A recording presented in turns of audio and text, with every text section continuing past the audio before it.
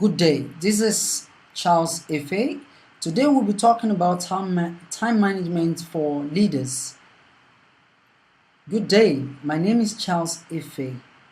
Today we'll be talking about time management for leaders.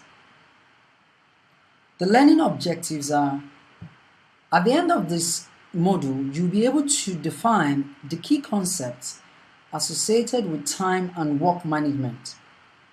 You will also be able to identify the main obstacles to effective and efficiency at work. We'll also look at an understanding of the nature of time management.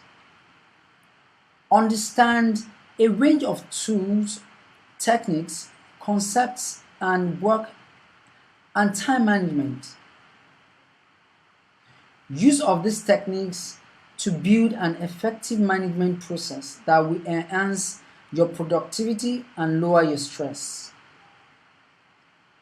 Lastly, we look at the 7 habits of highly effective people. Time management and the organization. Now I want to look at the impact of time management on results of an organization. We understand that people are the second most important asset in an organization after the customers. So how effective can these people produce results, especially desired results of the organization, is very key. Looking at time management from this perspective, what are the benefits to the organization? The benefits are they improve productivity through improved use of time by personnel. Recall that we said personnel are the second most important asset of any organization.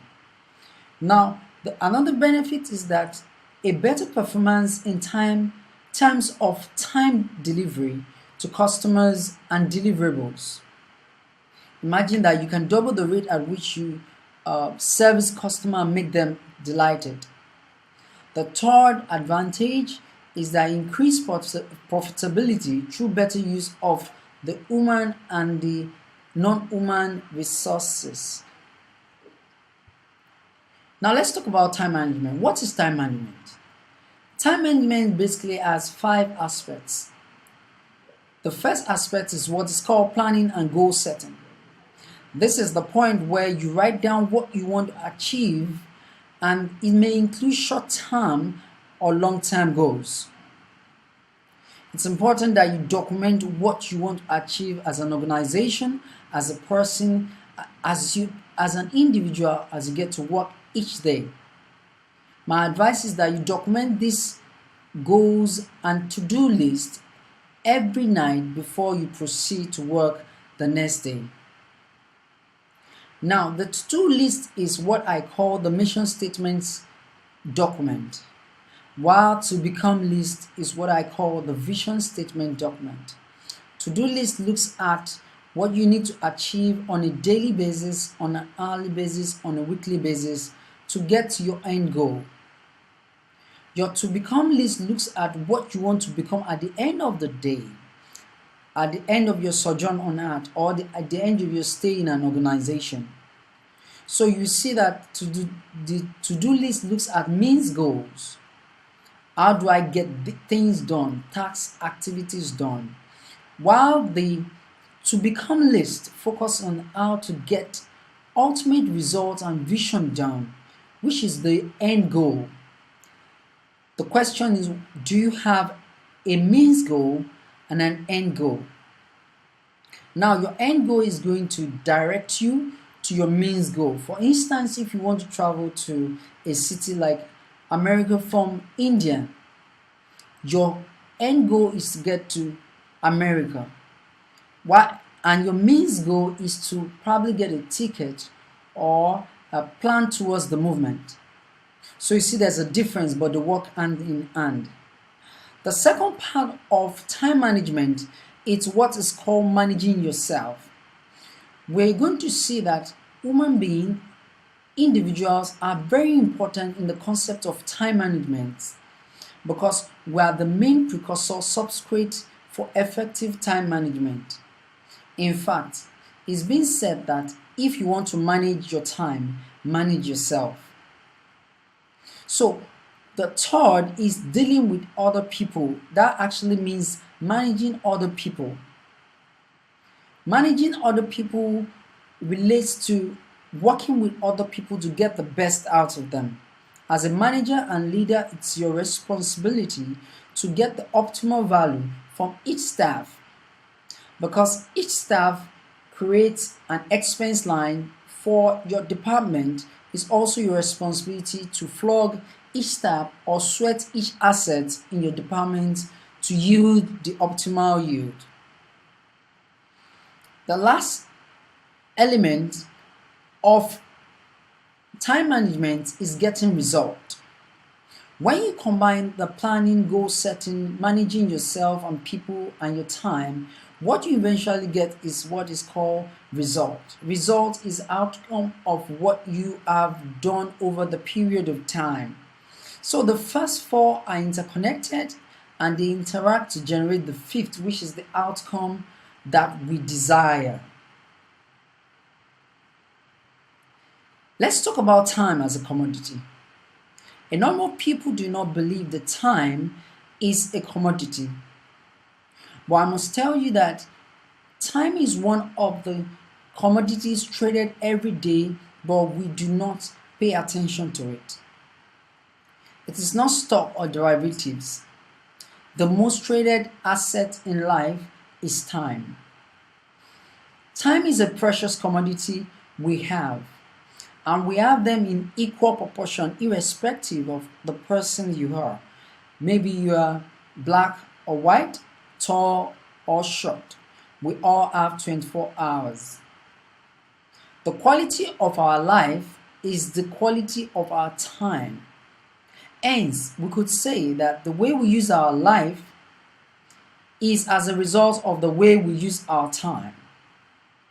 So when you spend most of your time doing things that are irrelevant to your end goal, remember we said end goal is your vision, it affects your life.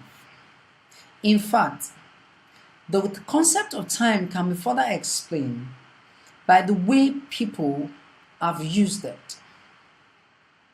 So if you see a man of 65 years, you see a man that has spent 65 years living.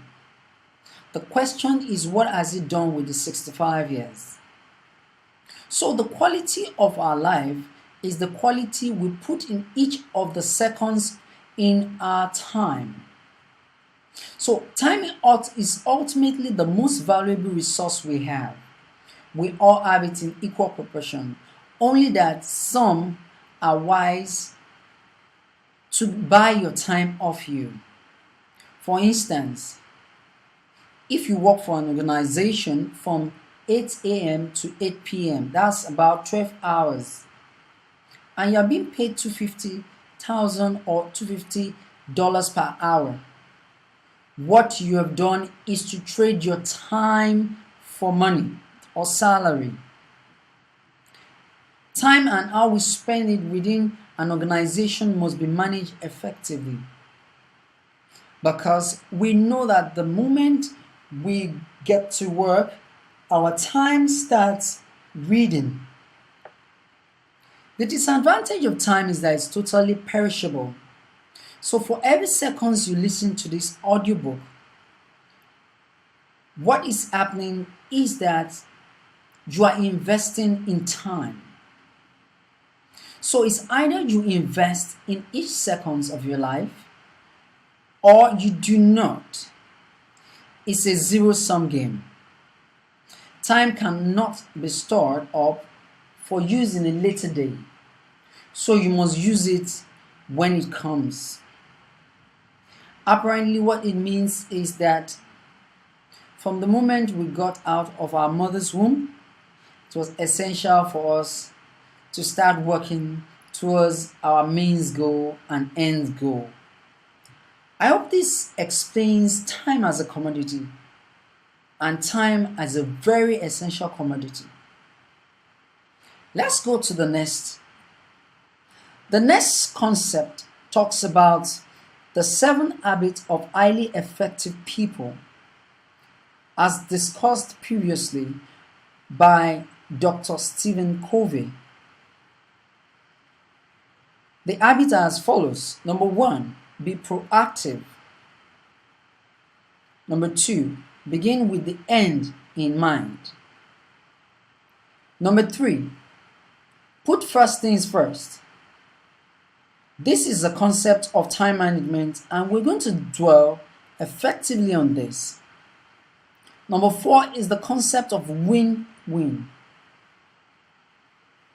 Number 5 is the habit of seeking first to understand other people, then to be understood. Number 6 is synergize. Number 7 is to sharpen the sword. Let's start with the first habit. Be proactive. What does it mean to be proactive? Habit 1 focuses on the concept which states that you are the programmer. You are the programmer of your life and the time you use. And being a very important habit, it integrates the other habits. For instance, have you ever defined what your personal vision and mission statement is? Have you ever sat down to ask yourself, what will I become in 5 years' time? That is proactivity, thinking into the future. Also, proactive people judge things by personal values and not emotional feelings. They judge things by right or wrong, not by feelings. So, proactive people are forward thinking, looking at the future rather than looking at the present. Another characteristic of a proactive person is that they are responsibility. They are responsible. Being responsible means that they take responsibility for their actions and thoughts. They do not say, I was forced to do this. They take responsibility. So you hear this in their language. People that are proactive say, I must do this. I have to do this. A reactive person will say, they told me to do this, because he's been programmed to respond to certain conditions beyond his ability, it thinks. Now let's talk about liberty. Liberty is being free from outside. What it means is that you are free from outside. There's nothing holding you from outside. While freedom is being free from within. So you can be free and not be liberated.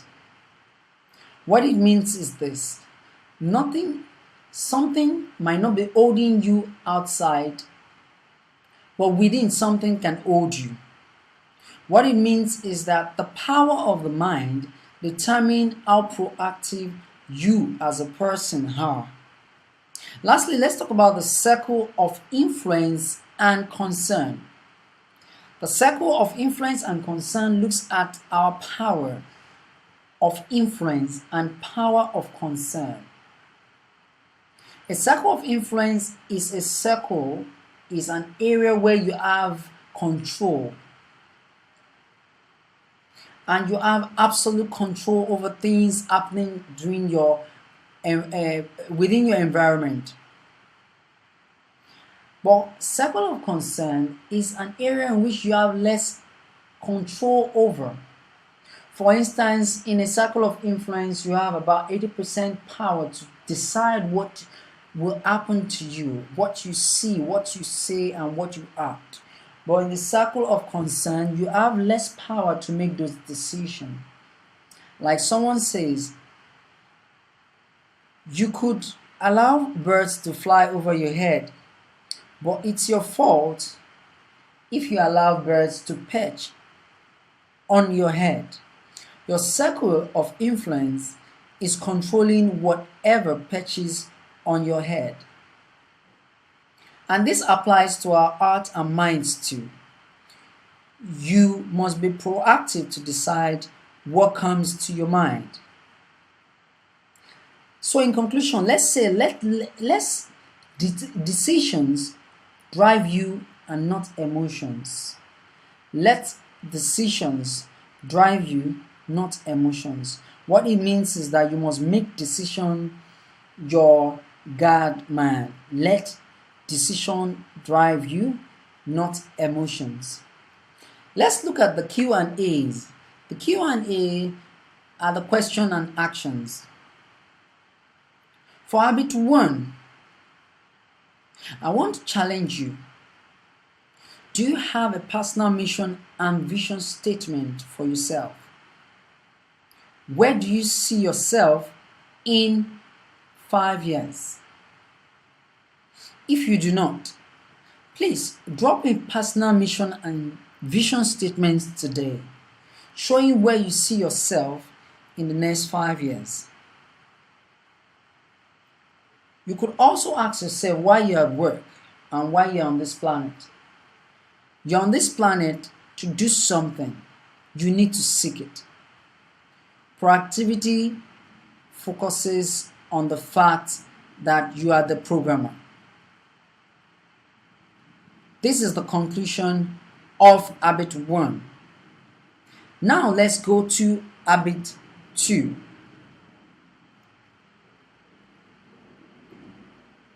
For habit 2, which states that you should begin with the end in mind. This is the habit of personal leadership. Remember we said in habit 1 that you are the programmer. In habit 2, this is where you write the program. And in writing the program, you must decide what and where and why you are doing this. So habit 1 is who you are. Habit 2 is what you want to become. Remember that this creates the vision of your life and the direction of your future. So habit 2 looks at creating the first mental image in your mind.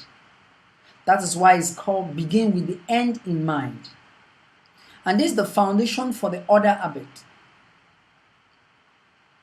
If you cannot conceive it in your mind first, you cannot conceive it and see it physically. So this is the foundation for the all other habits. Now let's talk about management and leadership. Management is the act of monitoring the day-to-day activities of an organization or of your life, while leadership is influencing and directing people towards a certain vision or goal. Management looks at the short-term objective and leadership looks at the long-term objective, or what is called strategic objective. Now, the essence of habit 2 is for you to be able to use your mind to conceive what you want.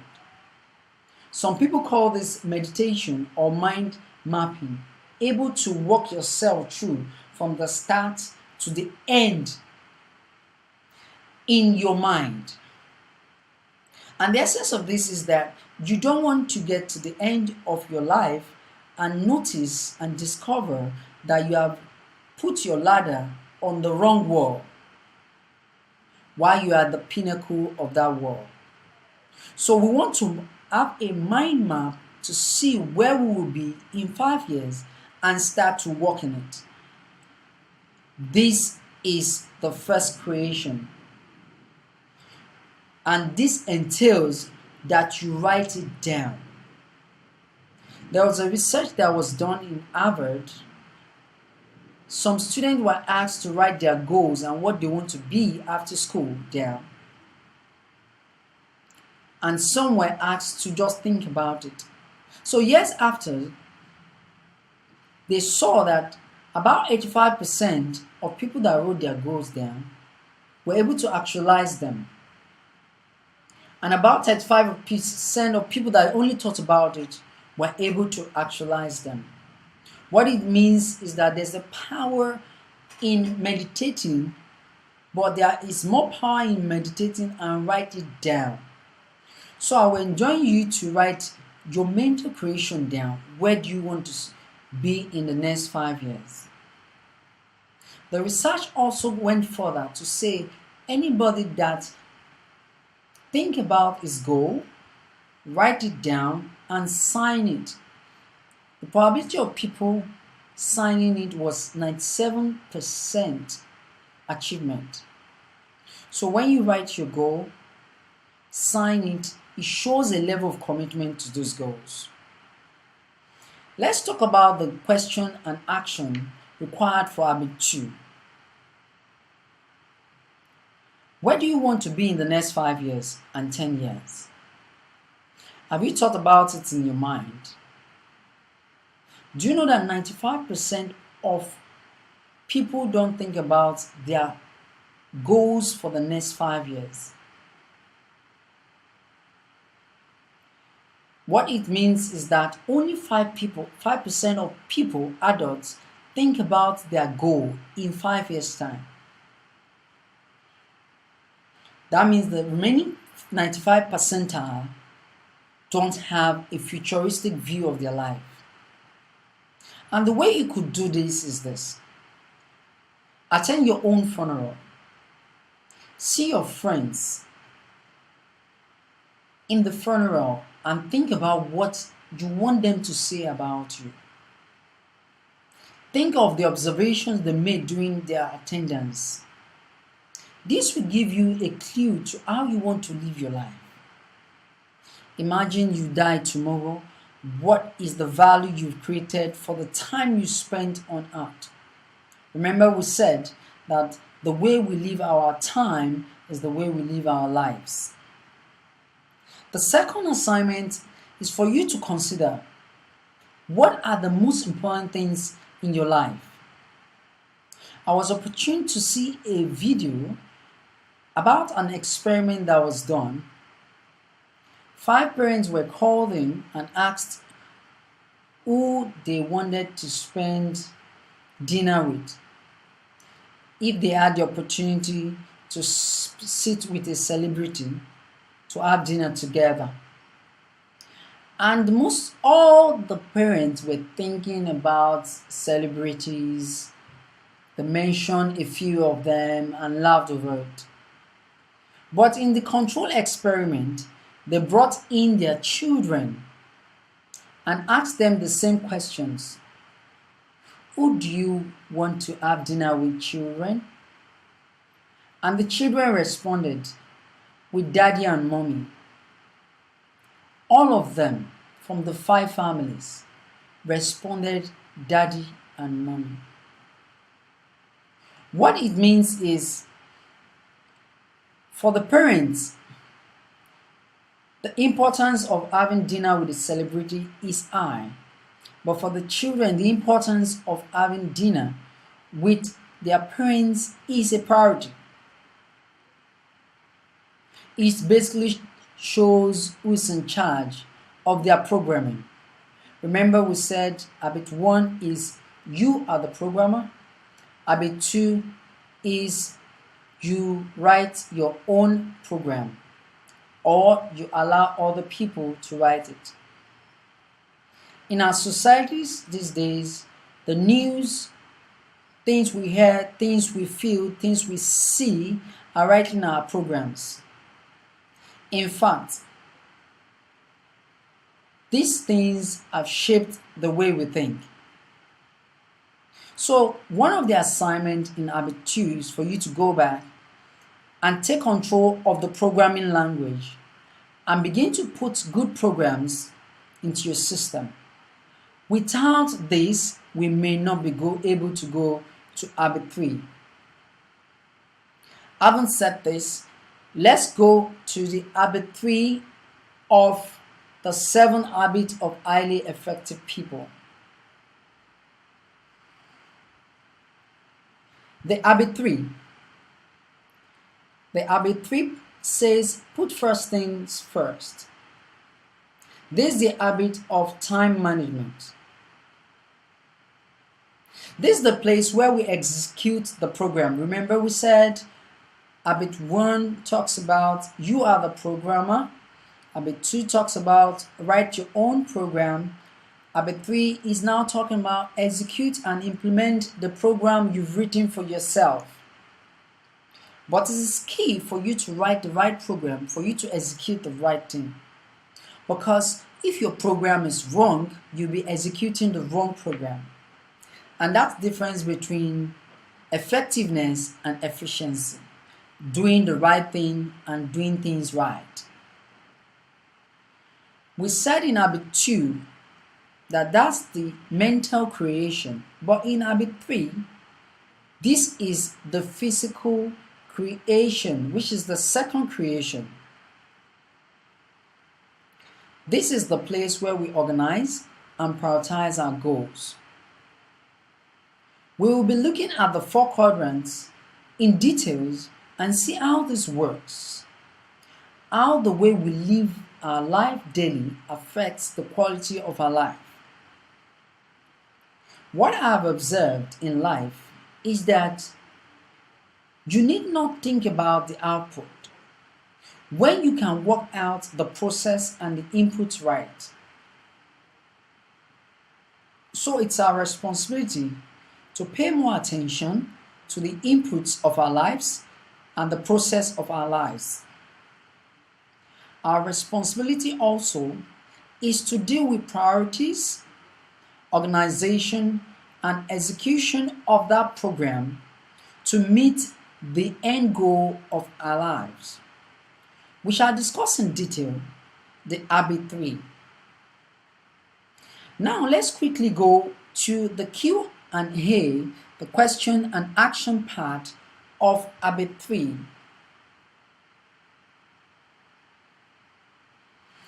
We are being told here that you can only implement the first creation if you have the first creation already written down. So the second creation is an offshoot of the first creation. So you must first come with the first creation in your mind before you can work on the second creation. If your life is not working, now who is responsible? You. Because you are the programmer, you wrote the program, and you are executing the program. Let me say it one more time.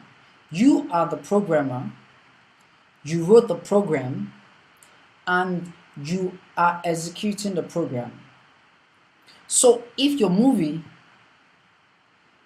is a flop or it hits, you are the director and you should take responsibility for it.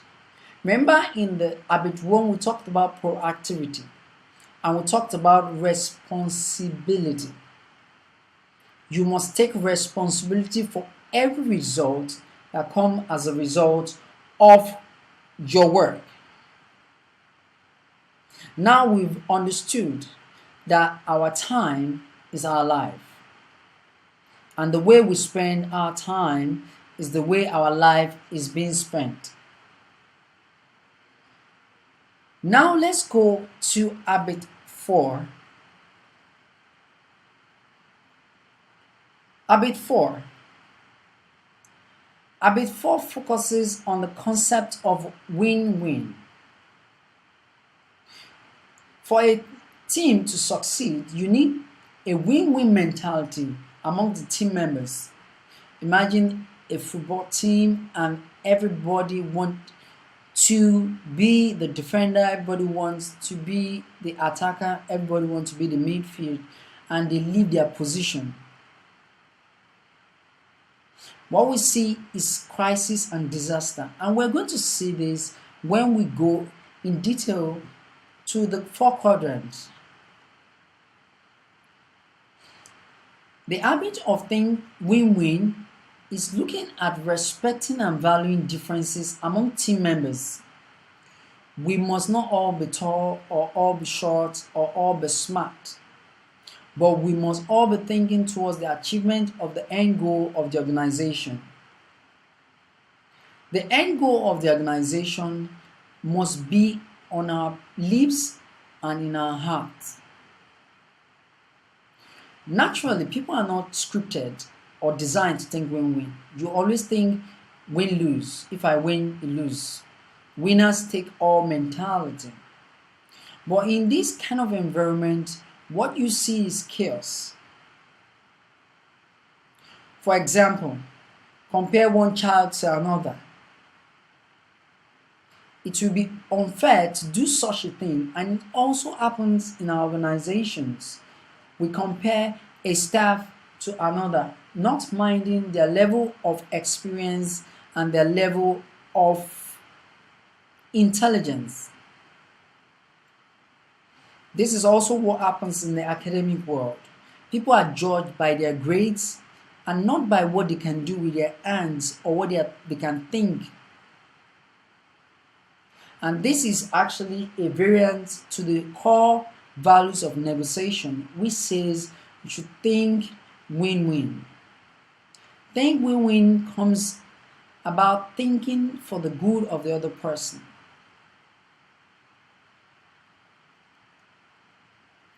The fifth habit talks about seeking first to understand then to be understood. This is the habit of communication. In every relationship, family, or organization, 90% of the time is used in communication. There are 4 variant types of communication. We have reading, speaking, writing, and listening. In our various universities and schools, we've been taught how to read, how to speak, how to debate, and how to write. But have you ever gone to a school where they teach you how to listen? The reason why we have 2 ears and 1 mouth is because we need to listen more than speak. So when we seek to first understand the person we're talking to and see the perspective where they're coming from, we can then organize ourselves to respond rather than react. And that's why most mistake comes from. People usually listen to reply, not to understand. That's why sometimes when you speak with people, they are ready to give you a response. Have you ever called a customer care center and the person on the other side already know what your problem is? It does not show the habit of seeking to understand first before you're understood. And one skill required for listening is what is called emphatic listening. Emphatic listening entails you listening to the emotions and details of what the person is saying. How many times do you feel we should interrupt other person in order to help their foolishness? Somebody's talking off point and you feel it's time to correct this person. It is utterly wrong, and you must first understand the person before you respond back to the person. Imagine a salesperson. You want to sell something to someone, and you're not listening to what the person's needs are. The person feel you are not empathic enough and will not be willing to buy from you. And this is what is called diagnostic selling. You diagnose the disease, the situation, and you prescribe a drug. And this is what also happens in our hospitals. Imagine when you walked into an hospital, the doctor says, Don't say anything. I know what your problem is. Only herbalists do that. So it's important for you to listen, to first understand before you speak and respond to the person. This marks the end of habit 5, which says seek first to understand, then to be understood. Let's go to habit 6, which says you should synergize.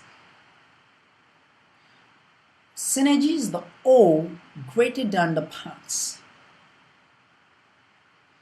Synergy is working together with your team member to provide a greater result. So in synergy, we expect to have 2 plus 2 equals 5. It's a result of habit 4 and habit 5. How can you work with your team to create a greater result? Is the concept and idea behind synergy. How can we build a complementary team?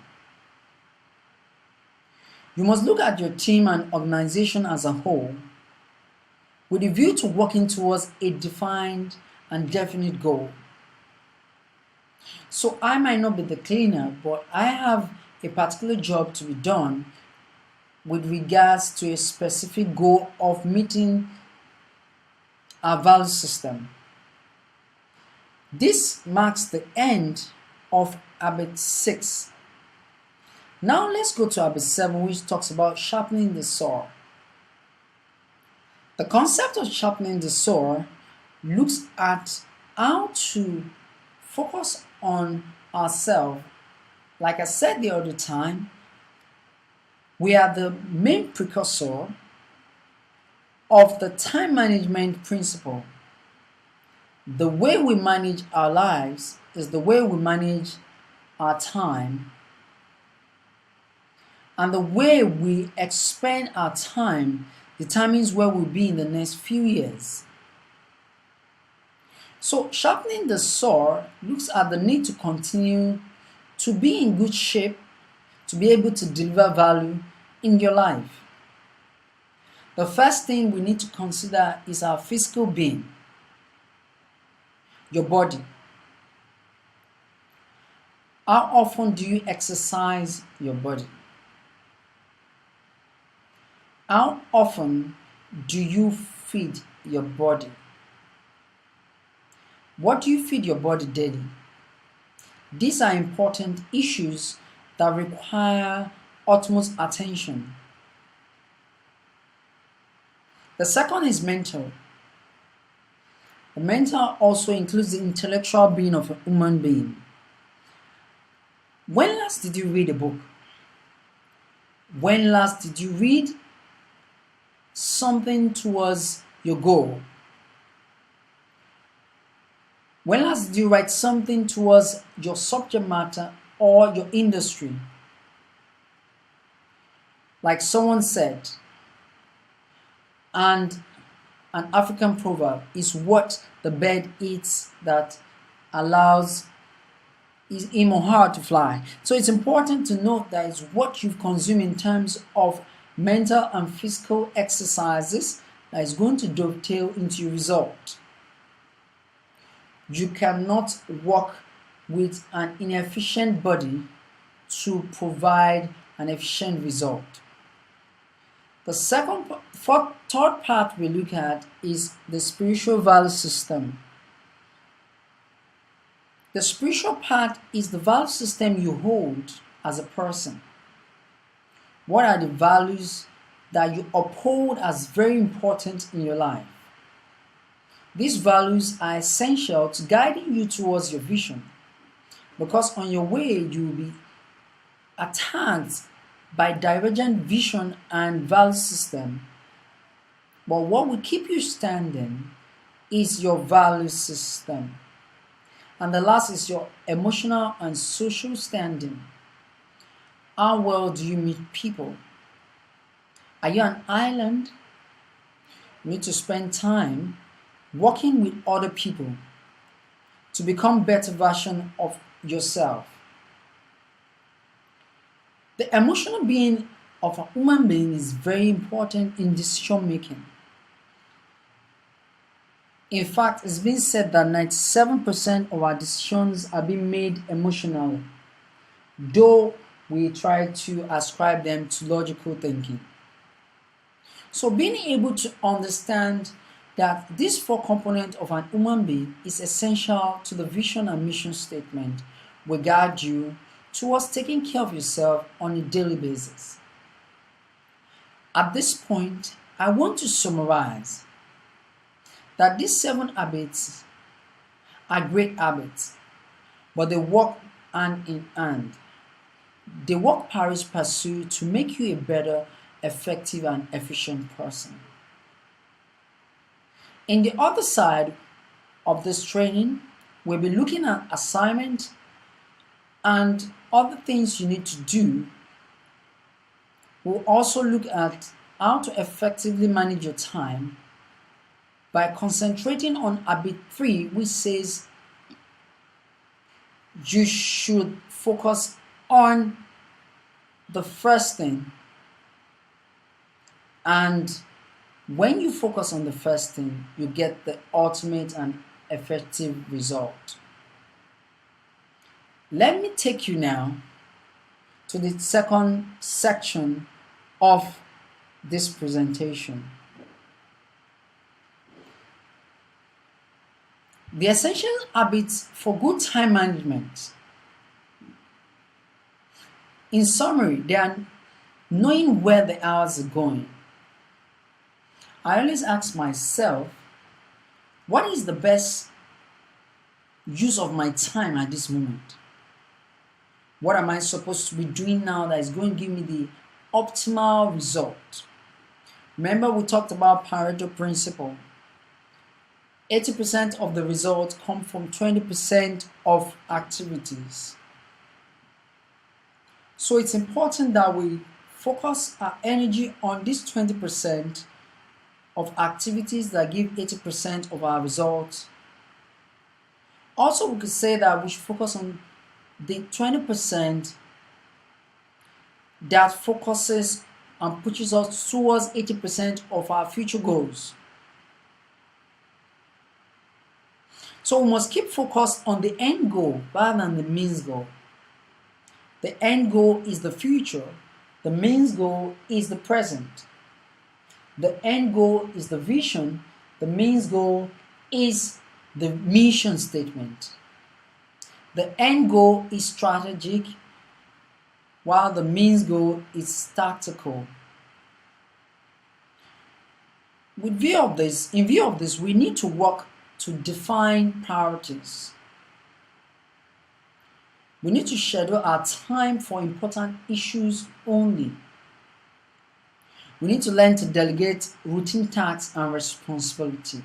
And when we talk about delegation, we're talking about pushing activities that are non-relevant to you to someone that can take it off you, probably at a price or at a cost.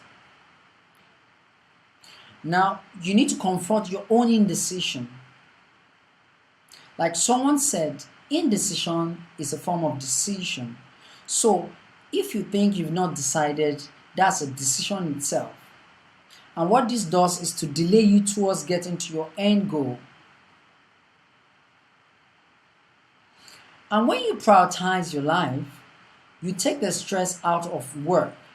You focus on what interests you, what will not become crisis, and what will not give you headaches. Lastly, I would say we must keep applying the essential habits for us to be an effective and efficient person.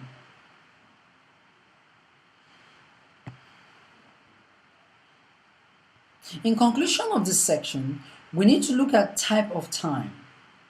There are basically 2 types of time. One is fast time.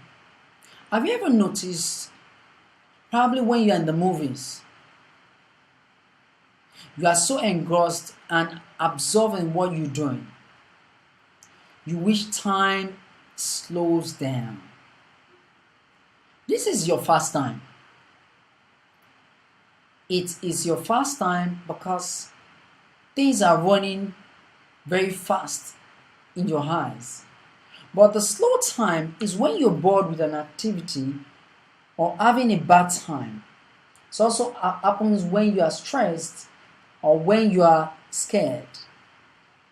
You wish time flies very fast.